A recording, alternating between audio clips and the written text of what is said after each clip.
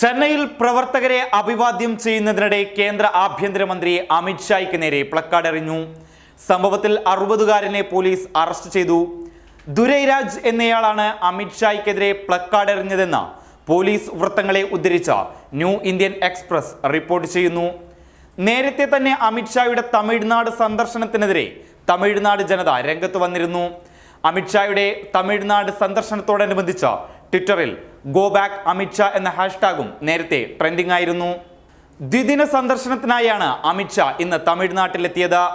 തമിഴ്നാട്ടിൽ നിയമസഭാ തെരഞ്ഞെടുപ്പിന് മാസങ്ങൾ മാത്രം അവശേഷിക്കവെയുള്ള അമിത് ഷായുടെ സന്ദർശനം രാഷ്ട്രീയ നീക്കങ്ങളും ലക്ഷ്യം വെച്ചുകൊണ്ടാണ്. AIDMKയുമായി ചേർന്നുള്ള സഖ്യത്തോടെയാണ് തമിഴ്നാട്ടിൽ BJP ഭരണകക്ഷിയായിരിക്കുന്നത്. 2014 ലോക്സഭാ തെരഞ്ഞെടുപ്പിൽ 5.48% വോട്ടാണ് BJPക്ക് തമിഴ്നാട്ടിൽ ലഭിച്ചത്. എന്നാൽ 2019 തെരഞ്ഞെടുപ്പിൽ അത് 3.66% കുറഞ്ഞു. തമിഴ്നാട്ടിൽ വേൽ യാത്ര എന്ന പേരിൽ കേന്ദ്ര സർക്കാരിന്റെ പ്രവർത്തനങ്ങളെ ഉയർത്തിക്കാട്ടിയും വർഗീയ ധ്രുവീകരണവും ലക്ഷ്യമിട്ട് തമിഴ്നാട്ടിൽ ചലനമുണ്ടാക്കാൻ BJP ശ്രമിച്ചിരുന്നു.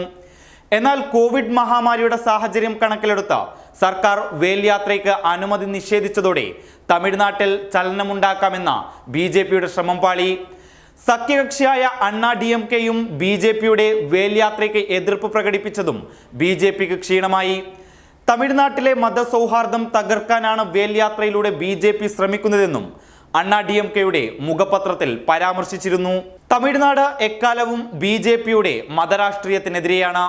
പ്രധാനമന്ത്രി നരേന്ദ്രമോദി തമിഴ്നാട്ടിൽ വരുമ്പോഴേക്കെയും ഗോ ബാക്ക് മോഡി ഹാഷ്ടാഗുകൾ തമിഴ്നാട്ടിൽ വൈറലാകുക പതിവാണ്. തമിഴ്നാട്ടിൽ സ്വാധീനം വർദ്ധിപ്പിക്കാൻ BJP ഇതുവരെ നടത്തിയ ശ്രമങ്ങളൊന്നും ഫലം കണ്ടിരുന്നില്ല. ദ്രാവിഡിയൻ പാർട്ടികളായ DMKയും AIDMKയും തന്നെയാണ് സംസ്ഥാനത്തിന്റെ രാഷ്ട്രീയ കരുത്ത്.